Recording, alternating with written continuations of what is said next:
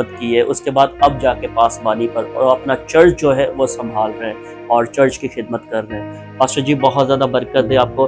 अच्छा, मेरे कुछ सवाल हैं, मैं चाहता हूँ कि क्यों ना बाइबल मुकद्दस में से कुछ सवाल हो जाए। जी जी। और मैं चाहता हूँ कि सवाल जो है वो 2 से 3 सवाल हैं मेरे। तो मुझे उम्मीद है कि आप ज़रूर इसे जवाब देंगे। अच्छा पास्टर जी, मेरा पहला सवाल यही है, खुदा ने किस लिए खिदमत गुजारों को मखसूस किया? मेरे भाई अदील भाई, बहुत अच्छा सवाल आपने किया कि खुदा ने खिदमत गुजारों को क्यों चुना जी जी, या क्यों मखसूस किया। बिल्कुल बिल्कुल। उन्होंने खादमों को, कहनों को, मुबशरों को इसलिए चुना कि ये मेरे लोगों में जाएं और मेरी अंजील की खुशखबरी सुनाएं।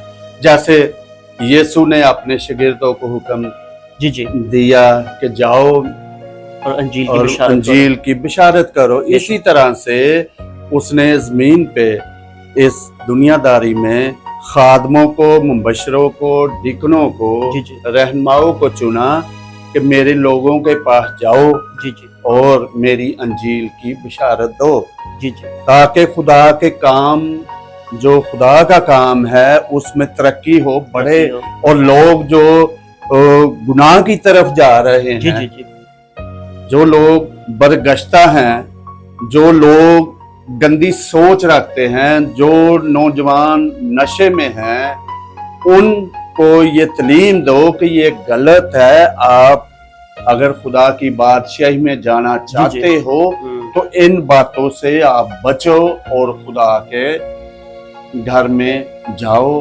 और खुदा से तौबा करो। जी जी, इसलिए खादमों को और डिकनों को अपनी खिदमत के लिए खुदा चुनता है, लेकिन खुदा के बगैर कोई भी इंसान जी खादम को नहीं चुनता जी, जब तक खुदा की मर्जी ना हो। जी जी, हम देखते हैं और पढ़ते भी हैं कि हम उसकी मर्जी के मुताबिक एक कदम भी नहीं चल सकते जब तक उसकी मर्जी ना हो। सो ये बाज लोग बहुत से खादमों को बातें भी करते हैं, जी जी, मगर खुदा चुनता है। जी जी, चुनाव। दाऊद को देखें कि एक बकरी चराने वाला, भेड़ों को चराने वाला, जी जी, एक चरवाहा था, चरवाहा लेकिन खुदा ने उसे चुना और उसे सरफराज किया। इसी तरह से खादम भी जो वफादारी के साथ चलता है, सच्चे दिल के साथ चलता है, ईमानदारी के साथ चलता है और खुदा के साथ, खुदा के आइन, उसके हुक्मों के मुताबिक चलता है, वही उसे खुदा सरफराजी बख्शता है और उसके वसीले से लोग खुदा की बादशाही के वारिस। आमीन आमीन, बहुत ज़बरदस्त। जैसा कि सर मत्ती की अंजील 28 बाब में भी इस चीज़ का जिक्र है कि जाओ और सब कौमों को शागिर्द बनाओ, उन्हें बाप और बेटे और रूह कुद्दस के नाम से बपतिस्मा दो और उन्हें ये तालीम दो कि उन सब बातों पर अमल करें जिनका मैंने तुम्हें हुक्म दिया। बेसिकली मिशन खुदा का है और मिशन हमने सबने जो है वो पूरा करना है। और क्योंकि अगर हमें खुदा ने बुलाया है, बुलाहट दी है, तो इसका मतलब है कि हम खुदा की अंजील की बिशारत जो है वो पूरी दुनिया में करने वाले बन सके। बहुत जबरदस्त सर। अच्छा, हम नेक्स्ट, मेरा दूसरा सवाल यही है कि बिशारत का काम कैसे करें? बहुत अच्छा सवाल जी, आपने ये भी दिल भाई बहुत अच्छा किया कि बिशारत का काम कैसे करें।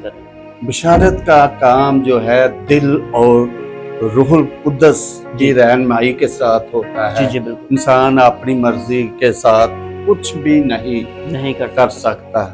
जैसे पहले मैंने अर्ज किया कि खुदा के काम के लिए, खुदा की बादशाही में हम कैसे दाखिल हो सकते हैं। यही सवाल ये भी ऐसा ही है कि जब हम रूह में ममूर होते हैं, जब हमें खुदा ने बरकत दे रखी है और बिशारत का काम हम इस तरह से कर सकते हैं कि हमारे अंदर से यीशु की खुशबू आए।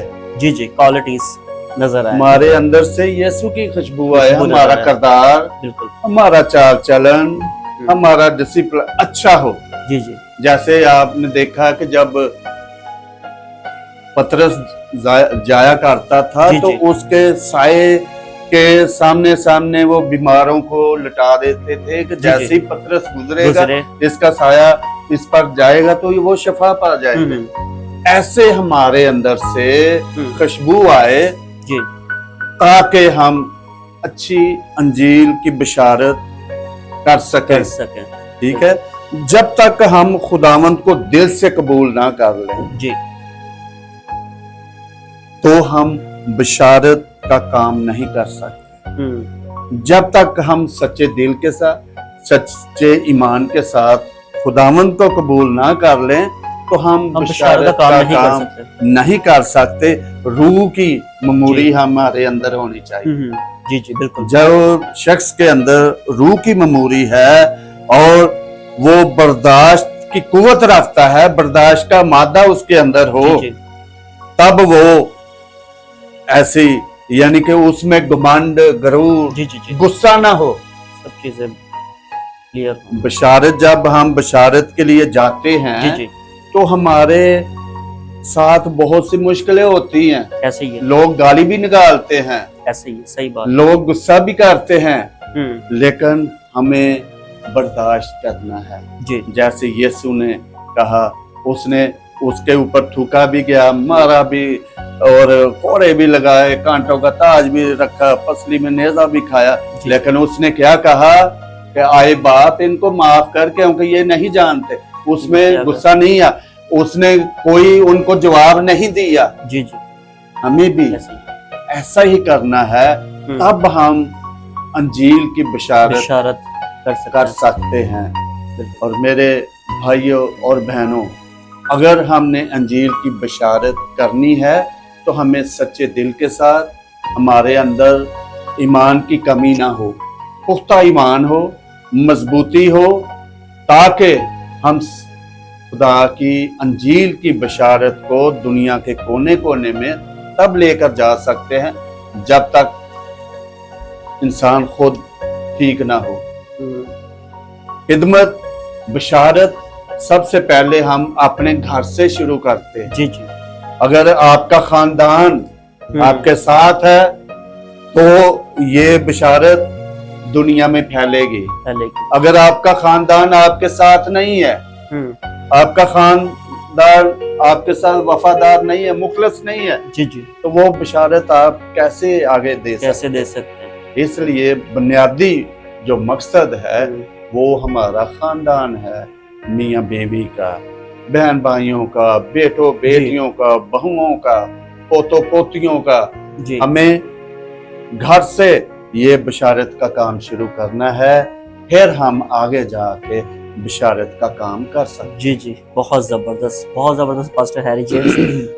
जैसा कि एक मेरे ख्याल में ज़बूर या गीत है, अंजील को फैलाना, ये काम हमारा है।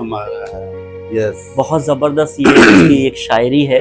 और मैं आप सबको बताना चाहता हूँ कि बशारती काम जो है, जब खुदा आपका चुनाव करता है, जब आप खुदा आपको चुन लेता है अपने काम के लिए, तो फिर आप निकले। जब आप निकलेंगे तो खुदा के फरिश्ते आपकी हिफाजत करेंगे और आप स्ट्रीट एवेंजलिज्म काम करेंगे। आप जगह पे जगह जाकर खुदा के कलाम की खुशखबरी सुनाएंगे, बशारती काम करेंगे, खुदा के कलाम को सुनाएंगे और बहुत सी जिंदगी पास्टर जी तौबा करेंगे, खुदा की तरफ आएंगे और अपनी जिंदगियों को जो है वो संवारेंगे। क्योंकि देखो, बात यह है कि जो खुदा के बेटे पर ईमान लाता है वही आलमे बाला पर जाएगा। अच्छा, जो बेटे को नहीं मानता तो वो आलमे बाला पर नहीं जा सकता। बिल्कुल। तो बात यही है कि नजात जो है खुदा के बेटे से ही है।